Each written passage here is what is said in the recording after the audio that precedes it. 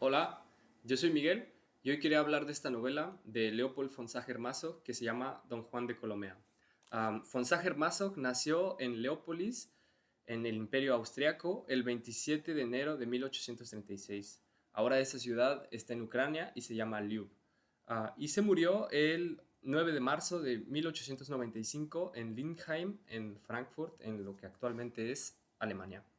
Um, en la solapa del libro nos dicen que él se desempeñaba como un docente privado de historia general y que renunció a ese cargo para dedicarse a la literatura, a sus novelas y relatos en los que lo histórico se une con lo folclórico, lo político y lo erótico le reportaron en su momento un éxito considerable. En 1873 se casó con Aurora von Rummelein, quien adoptó el nombre de Wanda, la protagonista de La Venus de las Pieles.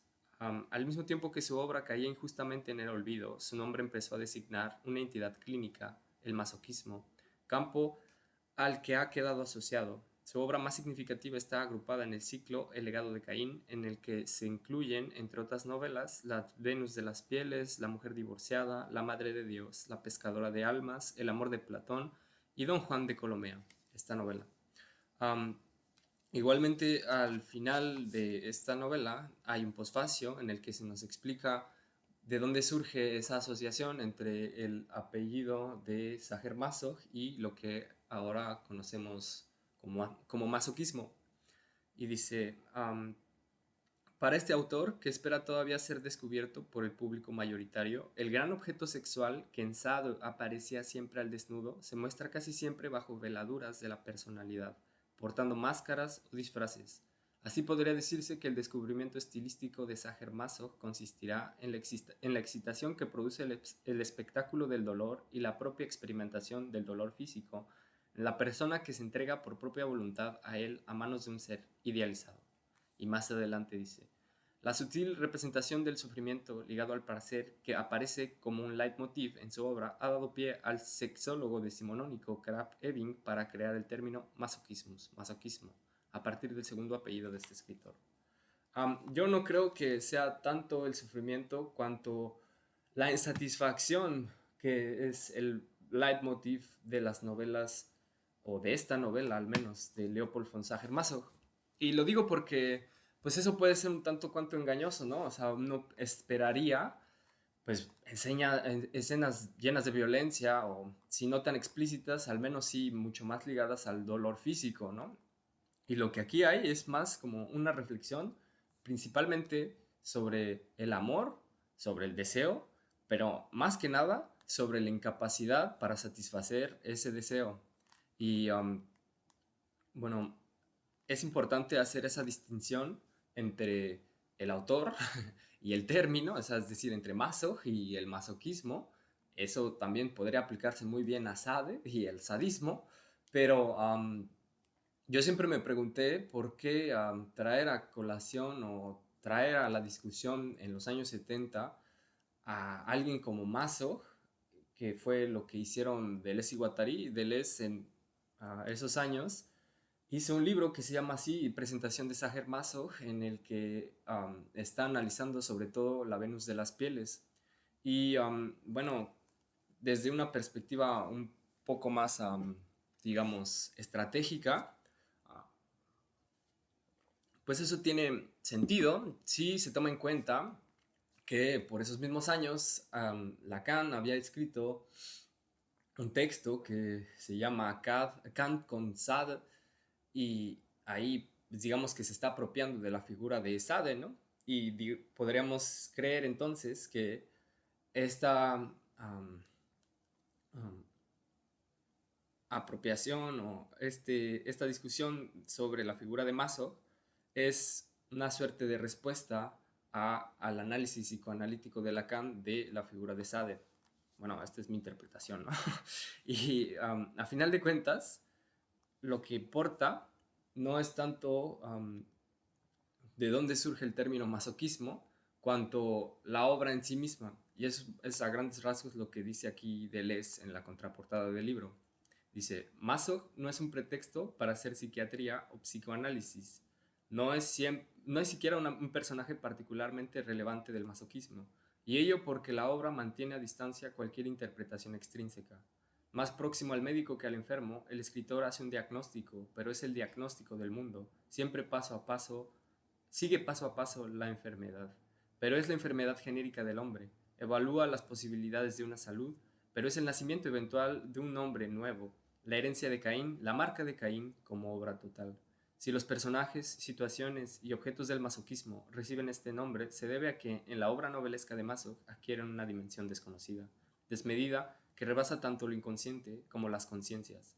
El héroe de la novela está hinchado de poderes que exceden tanto su alma como su entorno. Así pues, lo que hay que considerar en Masoch no son sus aportaciones al arte de la novela.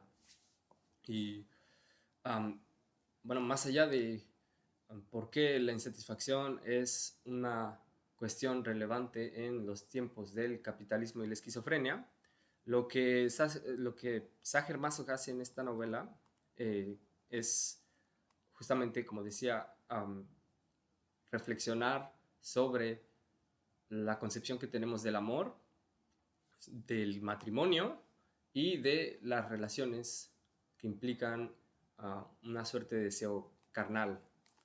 Y creo que eso queda de manifiesto en lo que funciona como epígrafe a este libro, que es de un tal Karam-Zin, y dice: toda la sabiduría de mi vida me ha enseñado solo una cosa: el amor es perecedero.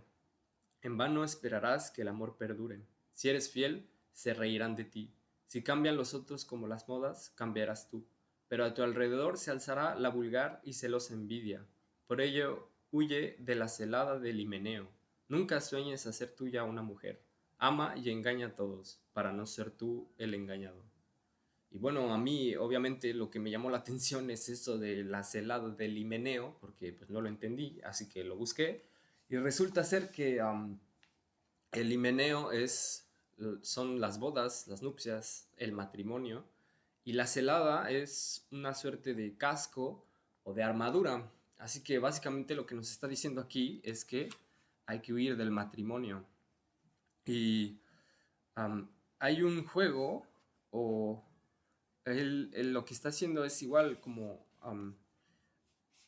poner de relieve las diferencias que hay entre, digamos, la voluntad de la naturaleza y la voluntad humana, porque dice cosas como la siguiente: la naturaleza quiere que nos reproduzcamos, claro. ¿Qué otra cosa podría querer? Nosotros, en nuestra arrogancia y frivolidad, nos imaginamos, en cambio, que ella lo único que prevé es que seamos felices.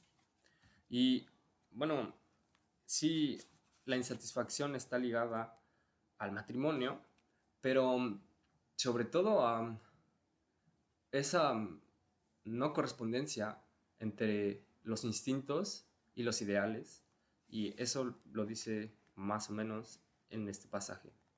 ¿Qué es lo que produce la infelicidad en la mayoría de los matrimonios?, inquiría él. ¿Comprende, hermano, lo que le estoy preguntando? Yo respondí con lo primero que se me vino a la cabeza.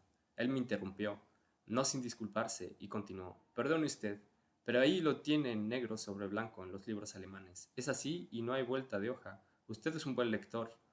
Quiero creer.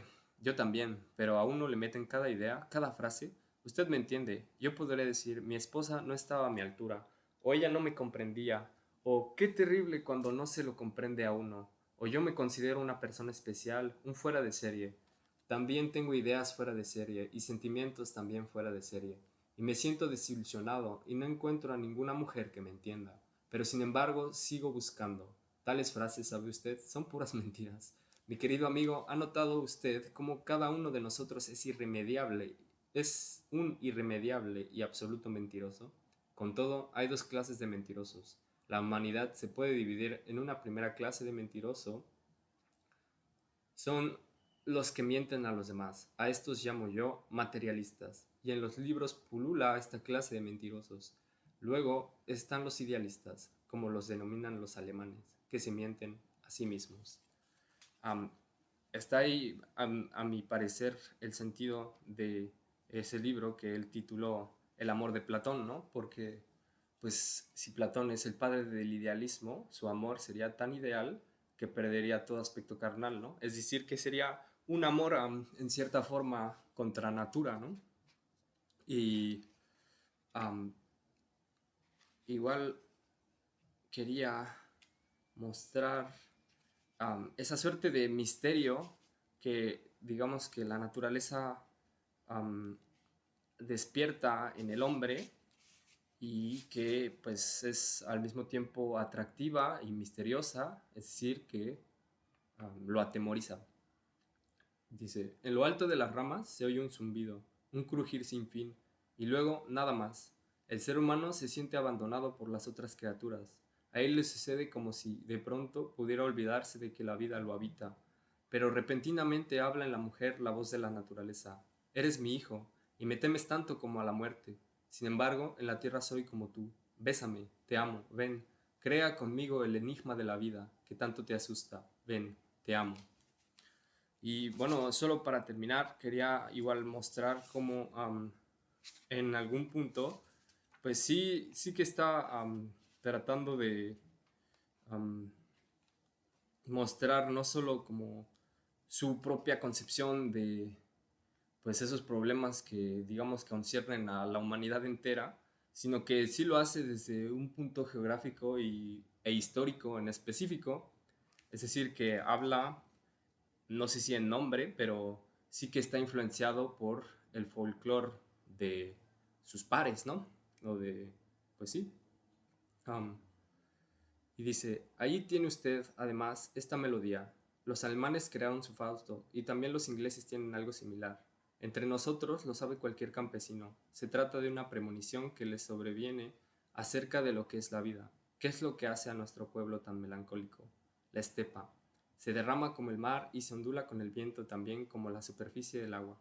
El cielo la invade como con el mar y ella rodea a los hombres, callada como el espacio infinito y extraña como la naturaleza. Él quisiera poder hablarle y que ella le respondiera. Como un grito de dolor, parece desprenderse de su pecho una melodía, pero muere en su garganta como un suspiro. Es un sentimiento insoportable el que embarga al ser humano cuando piensa en la naturaleza. ¿No pertenecemos a ella?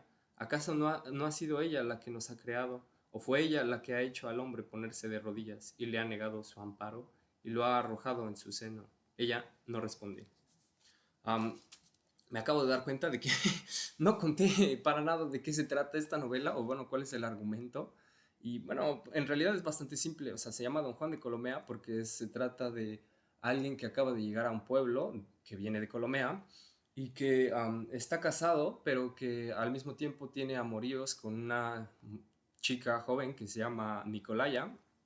Y bueno, la novela en realidad se desarrolla en una suerte de cantina o bar donde pues los interlocutores del protagonista solo desarrollan este tipo de reflexiones y me hizo pensar igual en esta dicotomía que señalaba Stendhal en su libro que se llama Sobre el amor, porque pues digamos que este Don Juan no solo es como mm, tendemos a pensar en la figura clásica o más canónica del Don Juan, ¿no? O sea, no solo disfruta, sino que ahí está la contraparte o el complemento que señala Stendhal del Don Juan. Sería Werther.